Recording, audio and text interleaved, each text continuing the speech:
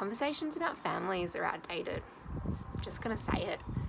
Whether you're an individual, a couple that doesn't have kids, a couple that doesn't want kids, or people who are just redefining the family dynamic within your own household, things have changed. But unfortunately, the social, the political, the economical structures are very much still focused towards a family, and I want to have a conversation about this. Self-awareness is key. We need to be able to address this and recognize that differences do exist at the moment that put a preference towards a family unit. And if you're not one of those people and you don't fit that traditional mold, what does it mean for you?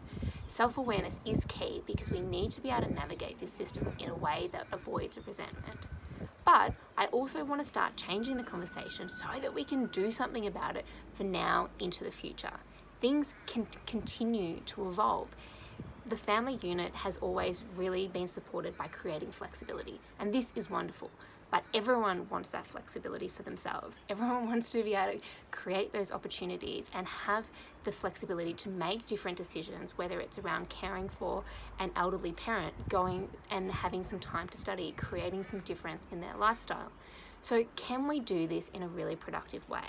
Really timely when we're all engaged in a political conversation. Have a conversation with your local member of parliament. Have a discussion with HR. Look at what your workplace policies are.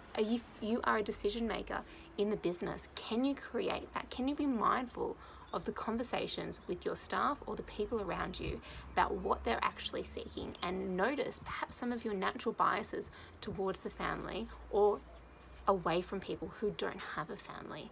This conversation needs to be had because the numbers are clearly showing that the emphasis is changing. The birth rate in Australia and a lot of other developed countries has been consistently coming down over the last couple of decades, and I don't expect that that's going to change.